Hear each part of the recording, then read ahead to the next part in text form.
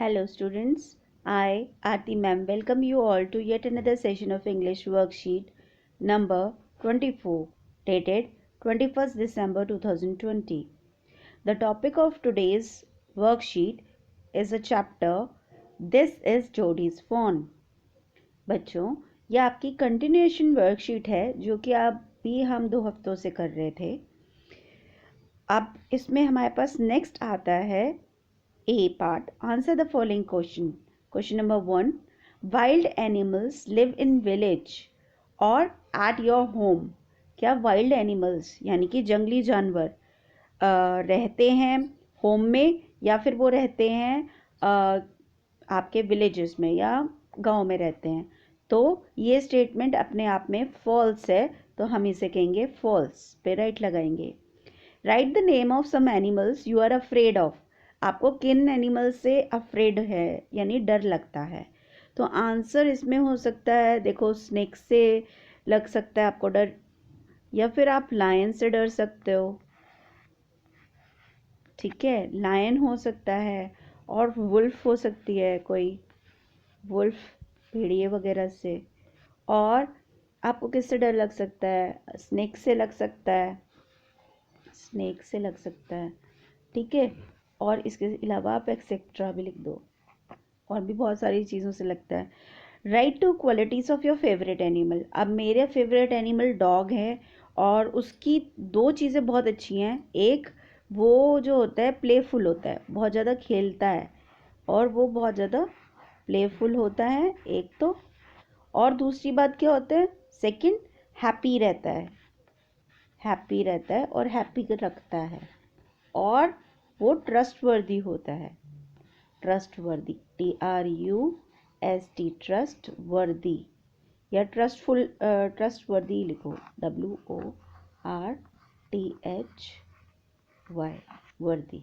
ठीक है, ट्रस्टवर्दी मतलब हम उसके ऊपर विश्वास कर सकते हैं, वो हैप्पी हैप्पी रहता है और वो प्लेफुल होता है। ठीक है, तो ये कुछ क्वालिटीज़ थी जो मेरा फेवरेट एनिमल है। जैसे मेरा फेवरेट एनिमल है डॉग, मैं डॉग लिख के उसकी क्वालिटीज़ लिखती। ठीक है, अब हम आते हैं क्वेश्चन नंबर 2 पे यानी बी पार्ट पे। Let us see, read the following passage from the lesson. हमें कुछ पैसेज दे रखा है, चलो हम उसे पढ़ते हैं, रीड करते हैं। माँ Baxter asked anxiously, "You will not be gone long?" Jody said, "I will be back before dinner for sure." Millville mounted his horse and pulled Jody up behind him. He said to Millville, Do you think the fawn still there? Will you help me find him? We will find him if he is alive. How you know it's a he? The spots were on a line. On a doe fawn, Pa says that spots are every which way. अब ये conversation है जिसमें माँ Baxter जो है, देखो माँ Baxter मतलब जोडी की मदर जो हैं, वो उससे जोडी से पूछते हैं कि आप ज़्यादा टाइम के लिए बाहर रहोगे? तो जोडी कहता है कि नहीं, मैं डिनर तक आ जाऊँगा, रात के खाने तक आ जाऊँगा। तो मिल व्हील जो है उसे हॉर्स पे, देखो ये पिक्चर दे रखी है ना, हॉर्स पे पीछे बिठा लेता है अपने। और मिल व्हील से जोडी कहता है कि आपको क्या लगता है कि फ़ोन जो है वो मुझे मिल जाएगा, वो अभी तक वहाँ होगा और आप मुझे उसको ढूंढने में हेल्प करोगे? तो मिलविल कहता है हाँ, अगर वो ज़िंदा होगा तो ज़रूर मिल जाएगा। तो जोडी कहता है कि तो फिर मिलविल उनसे पूछते हैं कि तुम्हें कैसे पता कि वो ही है, मतलब शी नहीं है, मेल है वो, फीमेल नहीं है। तो जोडी उसका आंसर देता है, जो स्पॉट्स थे, जो फॉन के ऊपर स्पॉट्स हैं वो जो हैं वो लाइन में हैं, लाइन में है, तो इसका मतलब वो मेल है। जो डोज फोन होती है, मतलब जो फीमेल वाला फोन होता है, हिरन का बच्चा होता है, उसके जो स्पॉट्स होते हैं, अगर वो फीमेल है तो उसके कहीं भी हो सकते हैं, वो लाइन में नहीं होते। ये मेरे पापा ने मुझे बताया था, ये कहता है जोडी। ठीक है, अब चलो हम सी पार्ट लेते हैं। Now complete the following sentences using the hints given in brackets. अब देखो ये क्या है, dash said to Milville, do you think the fawn still there? तो इसका आंसर क्या है? जोडी सेड दैट। ठीक है ना, जोडी सेड दैट, बिकॉज यहाँ लिखा है ना, ये देखो उससे पहले लिखा जोडी वॉज बिहाइंड हिम एंड जोडी ही सेड दैट मिलविल, तो यहाँ पे सीधे पता चल रहा है ये जोडी ने कहा है.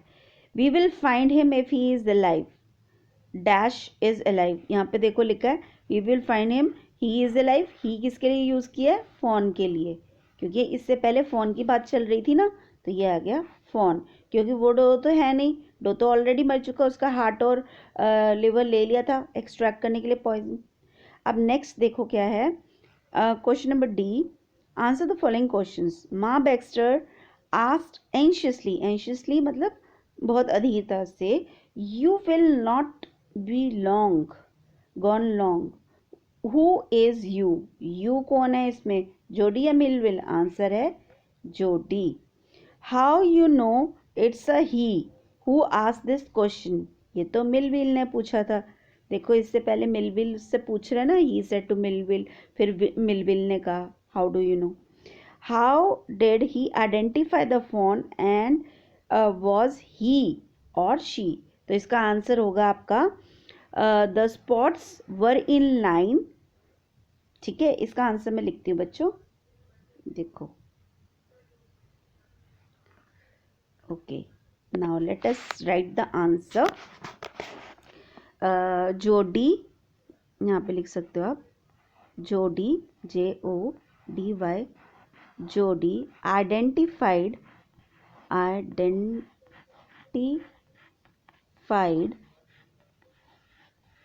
Phone to be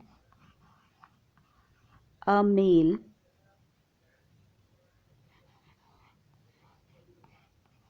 because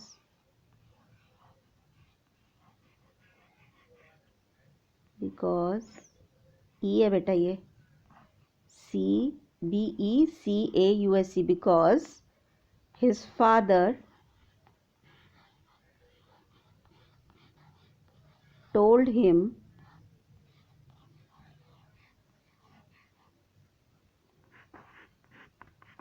that the spots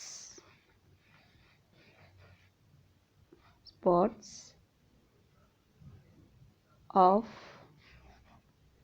male fawn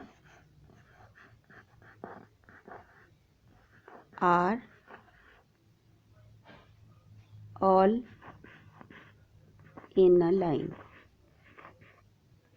LINE, line. ठीक है, तो मतलब क्वेश्चन नंबर 5th का आंसर देखो, ये है आंसर नंबर 5. वो क्या है, Jody identified fawn to be a male because his father told him that the spots of male fawn are all in a line. That's why he knows that the fawn that has been lost in the forest is a male fawn. Okay, this was your worksheet, students. Hope you have understood it well. आपको अच्छे से समझ आई होगी.